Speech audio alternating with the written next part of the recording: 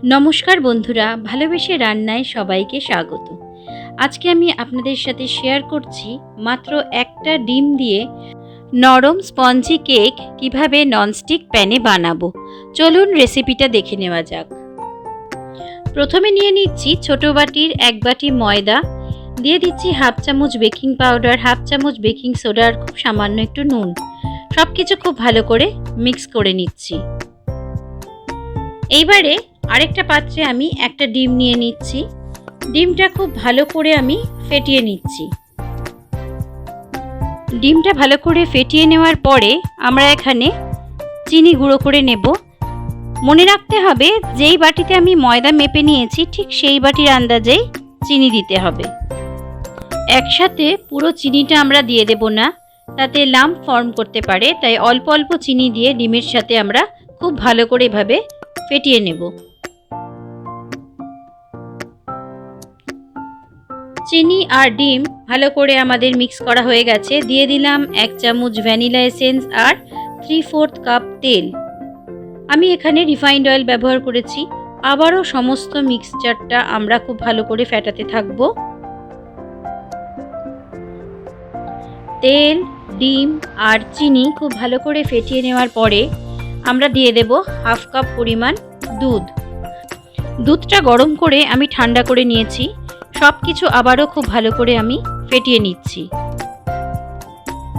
5-7 minute भालो करे फेटिये नेওয়ার परे मयदार जे मिक्सचारटा आमरा तैरी करे रेखेছিলাম सेटा अल्प अल्प करे दिए आमरा आबार भालो करे मेशाते थाकबो। खूब भालो करे मेशाते हबे जाते कोनो लाम्प ना फर्म करे। बाकी मयदाटाও आमी दिए देब एबं आमी जे হুইস্কারটা दिए मिक्स करছি সেটা দেখুন আমি একদিকে ঘোরাচ্ছি। এটা খেয়াল রাখতে হবে এবং খুব ভালো করে মিশিয়ে নেওয়ার পরে আমাদের কেকের ব্যাটারটা একদম রেডি হয়ে গেছে। ব্যাটারের কনসিস্টেন্সিটা সবাই একটু খেয়াল করে নেবেন। এবারে আমি কিছু ড্রাই ফ্রুটস নিয়ে নিয়েছি, কাজু আর কিশমিশ 1 চামচ ময়দা দিয়ে মিক্স করে রাখছি। এবারে চলে এসেছি একদম ফাইনাল স্টেপে। নিয়ে নিচ্ছি একটা ননস্টিক প্যান, আমি অয়েল ব্রাশ করে নিচ্ছি। বাটার পেপার যদি কারোর কাছে না থাকে এরকম একটা সাদা কাগজ আমরা গোল করে কেটে নিয়ে অয়েল ব্রাশ করে দেব। ওটা এখন বাটার পেপারের কাজই করছে। এবার যে ব্যাটারটা আমরা তৈরি করেছিলাম সেই ব্যাটারটা আমি দিয়ে দিলাম। 2-3 বার এরকম ট্যাপ করে নেব। ট্যাপ করে নিলে ভেতরে যে এয়ার বাবলসগুলো আছে সেগুলো বাইরে বেরিয়ে এসে পুরো সেট হয়ে যাবে।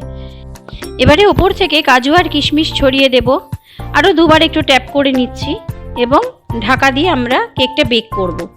প্রথমে ওভেনে একটা চাটু বসিয়ে আমি 5 মিনিট প্রিহিট করে নেব। তারপরে ওই ননস্টিক প্যানটা কেকের ব্যাটার সমেত আমরা বসিয়ে দিয়ে 30 মিনিট আমরা বেক করে নেব লো টু মিডিয়াম ফ্লেমে। ঢাকনাটার উপরে একটা ছোট হোল আছে, ওটা আমি ময়দা দিয়ে বুজিয়ে দিয়েছি যাতে ভেপারটা বাইরে বেরিয়ে না যায়।